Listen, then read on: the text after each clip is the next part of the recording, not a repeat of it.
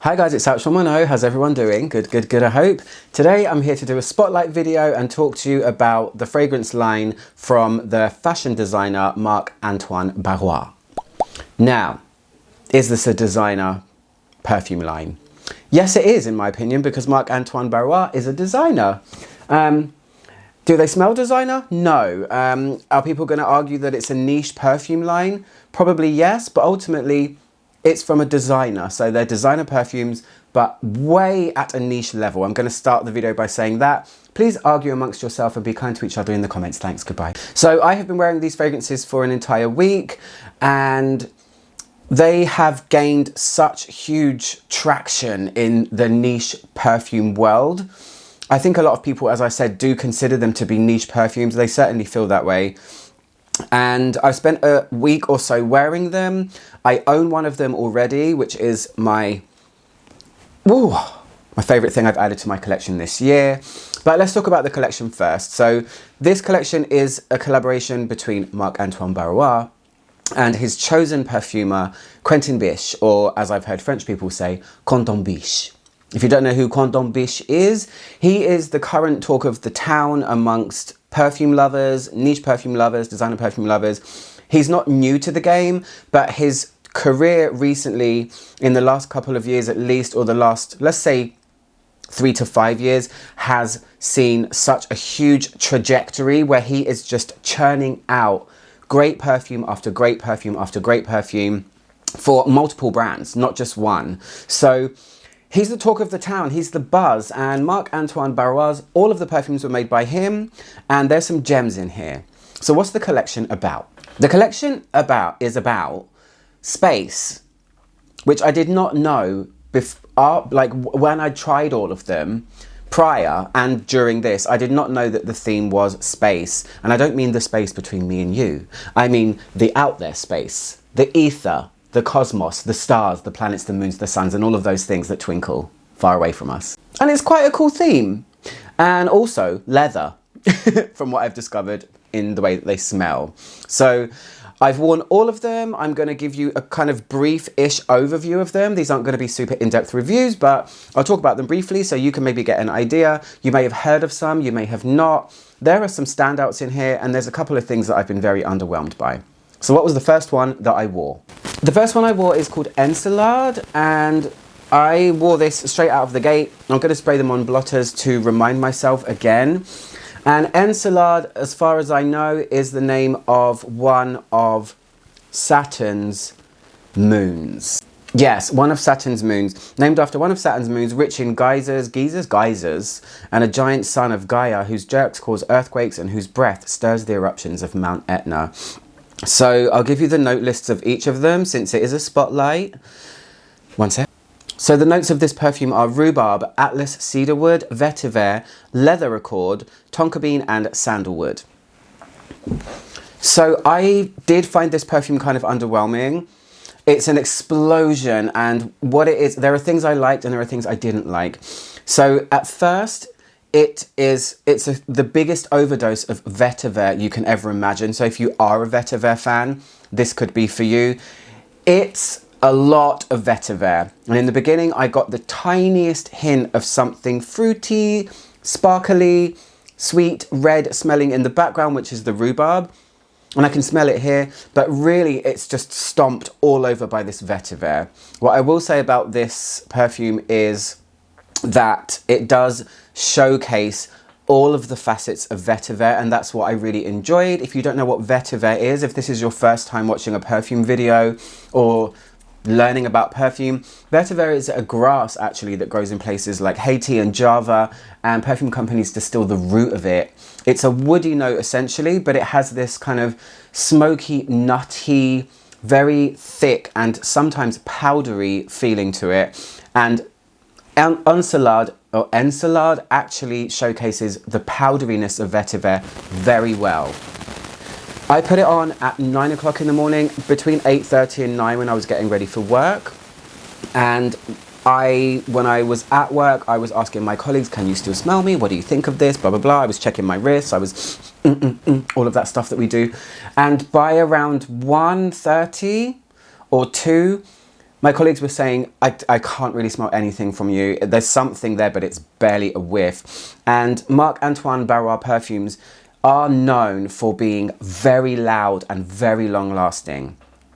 This one was top heavy. It exploded and then it kind of just petered out. And the fact that it's really so much about vetiver, for me, it wasn't that exciting. So see what you think. I love the powdery part because I like powdery things, but really it was just a slightly fruity rhubarby spark for a very short time that just ended up being a massive vetiver that just went slightly powdery. So I was kind of underwhelmed by that one. What did I try next? The next one I tried is called B683, and this was the first perfume that was released from this designer house. And it came out in around 2015, I think, or 2016. So they're not super young brand, but they've been around for a while and they are creating some great things.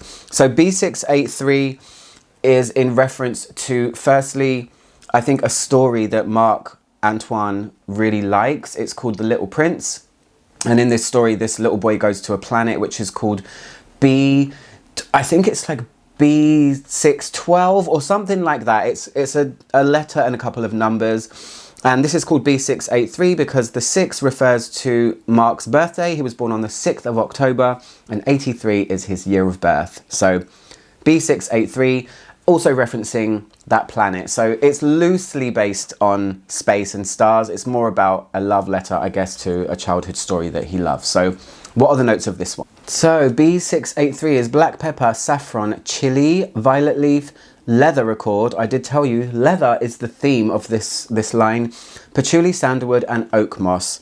So what I want to say is there is a perfume coming up in this collection and it's called Ganymede, and it is the one that I think put this brand on the map. It has become huge. I mean, in the niche perfume world, at least, it is huge. Niche perfume lovers drink this stuff for breakfast and lunch and dinner and brunch and 11sies and whatever you want to call it. This Ganymede that I'm going to talk about, there is a common theme through these perfumes, right? Which is this leather. And everyone says, oh, this one smells like Ganymede, but it's like this. Which I understand people make that reference because Ganymede is the well-known one. I don't see it that way though.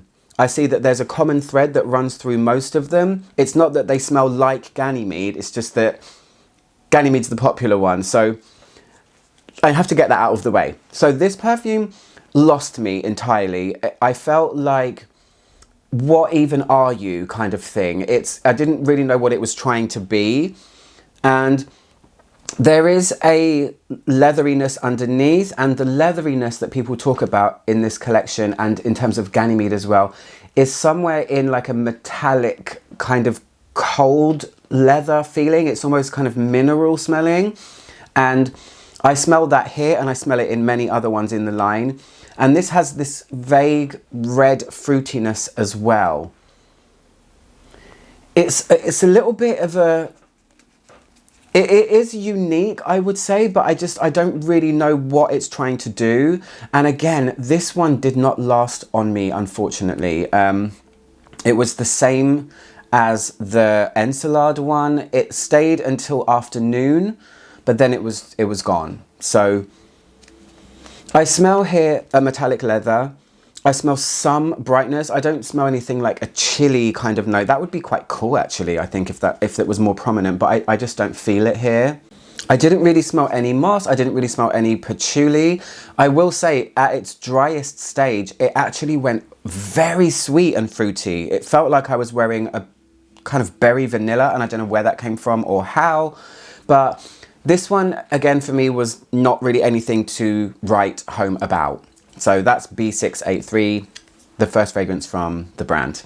The next one I tried the very next day was the B683 Extrait, because this brand has started to release Extrait versions of their eau de parfums, and this one was much more of a success. This one felt so much more complete, it felt richer, it felt more resinous. It still had a similar smell, but it had much more oomph to it. And I really like it here. That metallic leathery thing that I'm going to keep bringing up because it's the common thread between them is a little bit less here. And it feels more spicy as well. So I can detect saffron here a lot more. It does feel a little bit more robust and complete. That's the only way I can describe it. Do I like it though? Not so much. I don't think it still feels a little bit like, what are you? What are you trying to be here? Are you trying to be fruity? Are you trying to be spicy? Are you trying to be leathery? Some perfumes can be all of those things, but I feel like this one just doesn't.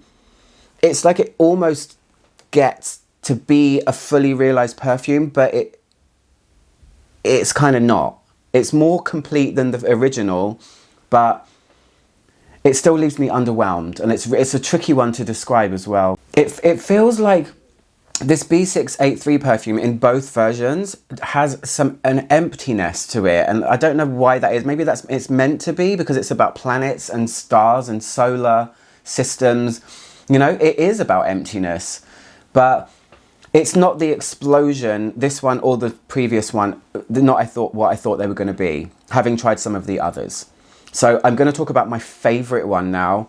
Excuse me if I gush. It could happen. It probably will happen because, as I told you, it's my favorite thing I've added to my collection this entire year, and the year is closing out. So let's talk about it. Ooh. It is the wonderful Tillia. Oh my goodness. The first time I came across this perfume, I smelled it on someone's wrist, and it was something where I said, oh, that's really nice, actually. Gosh, that's beautiful. It's the new Marc Antoine Barrois perfume. That's really pretty. I like that. But it was on someone's wrist that had it on their wrist for a while, and I was like, okay, that's cool. I would like to smell that again at some point. And then somebody that I know, Grant, if you're watching this, came to see me with the entire sample set of Marc Antoine Barrois. That's why I actually got to smell all of them for the first time without wearing them. And he gave me the sample of Tillia. That's where the true love affair began. I wore it one day when I went to see one of my friends play the sitar at this Buddhist event thing. It was just around me all day. So Tillia is the fantasy name, or the name of a fantasy star. It's kind of like a made up thing, but it's meant to evoke the feeling of endless summers, relaxation, lazy, hazy days, picnics with friends, chill vibes, blooms, blossoms, all of that stuff. And does it deliver? It's the best thing I've added to my collection this year. First of all, I'm going to get it out of the way. Performance, longevity, projection, sillage. It's one of those rare jewels where it's just ever present. Like, this is one of those things where people always ask me what it is when I wear it. You don't need a lot. I haven't had my bottle that long, but I've already used this much. If you own this perfume, you know that this is quite a big amount to wear in, I guess, 2 months. I've had it. Lord have mercy. Let me give you the notes. It says here, linden blossom and jasmine bask in gentle sunlight like a summer that never ends. Perfumers, if anyone ever hears this, please can more perfumers use linden blossom as a note. It's one of the most stunning floral notes I've ever tried in a perfume. Any perfume I've smelled that has linden blossom in it, it's usually a winner. It's so pleasant. Oh my gosh, it's great. So this is mainly centered around linden blossom. It's also known as lime blossom, but don't get it confused with the blossom that comes from lime trees. It's different. It's the linden tree. So the notes here are linden blossom, broom, then you have sambac jasmine from India, vetiver, heliotrope, Georgie wood, and ambroxan. So Georgie wood is something that comes from a lab. I don't need to spray this perfume again. I have worn this to death, and not even to death yet, because in my mind she only just got born, so she's going to come to me. She's going to stay with me for a while. This is something I'm going to get backups of once I finish it. It's coming straight back in my collection. I want an extrait of this. That's what I really want. It's so beautiful. So linden blossom itself is a little bit laundry. It's a little bit green. It's a tiny bit juicy when you smell it in big abundances. But this one is, oh my gosh, it's the perfect sweetness. It's got a laundry vibe to it without smelling just like washing powder. It is very overwhelming, this perfume, even though the softness of the composition is there. It's a soft smell in general, but it's strong. I've said it before on my channel in the past. It's like being punched in the face with a pillow. That's what it's like. There's greenery. The jasmine in it, I think it's a sandback jasmine, which usually is super powerful. And in here, it's kind of in the background. The linden is able to shine, and it feels very musky as well. It's so elegant and it's so wearable, and I just want to wear it all the time. And I know that this is why I love it. When I want to pick it up all the time. Friends around me have mentioned it. I have another friend now that wants it. They're like, can you get me that Tillia? I want that Tillia. Where do I get it? Lovely name as well. I'm not going to talk about it much longer because I need to move on, but Tillia is my standout. It's my gorgeous. It's one of my true loves from this collection, and now my entire collection. If you've smelled it, you know, right? It's the bomb. So let's talk about another outstanding perfume. I'm not actually a fan of it, but man, do I appreciate what Quentin Biche did with this fragrance. Quentin, I'm going to call him Quentin because I'm English. He made a fragrance called Ganymede. Ganymede is the name of Jupiter's biggest moon. It's bigger than most planets, or bigger than most things. It's bigger than Earth. And this one is the first time when I'm like, okay, I get the space reference here, because he's created something that has sparked a trend. And what that is Akigala wood, okay? Let me talk to you a little bit about Akigala wood. Akigala wood is a new-ish trend in the niche perfume world. It's not new though. I first came across Akigala wood in 2017. There was a perfume by a brand called État Libre d'Orange, and they released a perfume called Une Amourette. That's the first time I came across this thing called Akigala wood, and I was like, what is that? Never heard of that before. Now it's being used in everything. It's become a little bit of a trademark for Quentin Biche, although he is multi-talented and can make many different styles of perfume. And if you don't know what it is, it's not even a wood, actually. It's not a real wood. It's not something like a sandalwood or an oak or a cedarwood that comes from actual tree bark or tree resins even. What it is actually patchouli, believe it or not. So these people in the labs, you know, these perfumey people, they do their little thing, they do their stuff in the lab, they're experimenting, they're cracking things open, splitting things apart. They fractionated patchouli, and this is one of the offshoots of patchouli. So it's like a descendant of patchouli, if you like. And I'm seeing it in so many perfumes now, although État Libre d'Orange did it way back. Maybe, I don't know, maybe Quentin Biche did it with B683 in 2016. I don't know. Little bit of a digression. Quentin Biche, if you love his style and you love Akigala wood, there is a perfume by him that he made for État Libre d'Orange. He didn't make Une Amourette. There's one that came after that called Experimentum Crucius.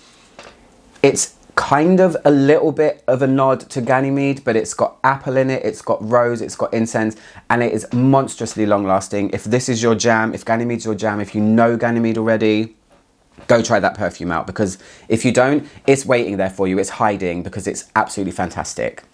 Let's talk about Ganymede. So the notes of Ganymede are mandarin, osmanthus, leather accord, the leather again. There is by the way, Tillia has just the slightest bit of leatheriness, but it doesn't ruin the composition. Then you have Akigala wood and Immortelle. So this perfume, I think, is groundbreaking. I do think it's a masterpiece. I think it's incredible. It's not my favorite perfume in the bunch by any means, or in the world. But do I appreciate it? Yes. I do think he managed to create a coldness. This metallic leather thing that runs through the perfumes is most prominent here. And I think maybe they realized that that's what people latched onto. So let's make a perfume with that as the main accord, right? So It's got touch of sweetness. This is a performance monster as well. It's like Tillia. I wore this, I've worn it. It stays on all day. It's one of those gets you noticed kind of fragrances, and it's kind of got that emptiness that I described before, but done properly. Well, not done properly, because Quentin Bish is a famous perfumer and he's amazing, but done in the way that I get it more. I'm like, okay, I get it. It does feel like a moon type fragrance. It's woody, it's a tad sweet here, and there is a soft mutedness to the perfume. As loud as it is, the actual texture of the perfume is somewhat muted, but it's just one of those in your nostrils, in everyone else's nostrils perfumes. I think people just put too much of it on. So that's Ganymede, and I'm going to end the video talking about the monstrosity that is the Ganymede Extrait. I can't even believe this thing exists. 1 second. While I'm spraying this, I do want to say, who signed off on this? This thing should not be allowed to exist. Who approved this perfume? Because man alive. So a couple of years down the line, I don't even know how long it was after Ganymede, the Extrait was born, and this is the last perfume in the video. I don't have the newest perfume, but I have tried it, by the way. The name of it always escapes me. It's a vintage tuberose. I have smelled it. I didn't really care for it either. This though, if you think Ganymede is strong, if you think you've got some amouages that are strong, you haven't tried this. So what basically, this is essentially very easy to describe. What they did was they took the Ganymede base, the Ganymede everything about it, and they just dumped a truck shitload of Immortelle on top of it, and what feels to me like cumin as well. And for me personally, I am not a fan of Immortelle. It's probably my least favorite perfume note that exists on the planet. So if you don't know what Immortelle is, it's also known as everlasting flower. It's also known as the curry plant. It's that dusty yellow looking small plant that smells a bit sun scorched. It smells like a cross between maple syrup and curry spices, and it is in here in abundance, but then also with something that just makes it fill an entire giant space. This is one of the most obnoxious perfumes I've ever smelled in my entire life, in terms of the intrusiveness of it into everyone else's lives. Where I work, once a person entered the building wearing this, the big space that this person was in was completely filled by this perfume, and not only that, it stuck around for a good 45 minutes to an hour afterwards. I've smelled this on people before, and I've always wondered, what is this thing that I'm smelling in London sometimes? When I got my nose on this, it hit me like a ton of bricks. I said, that's it. So it's Immortelle without the maple syrup part, the pleasant part. It basically smells like a very strong cumin curried version of Ganymede. And I'm going to leave it there because I don't think this should exist. I think it's just so unwearable and scary and unpleasant because I don't like Immortelle. If you do, be my guest. But I can't believe I even sprayed that in my room. I'm going to have to throw it in the bin or out the window very, very soon. Anyway, guys, that was my overview spotlight on Marc Antoine Barrois perfumes, which are designer perfumes, by the way. Don't argue with me, okay? Hope you enjoyed this video. I'm Ouch from trying to make the world smell better, one video at a time. I'll see you guys soon. Goodbye.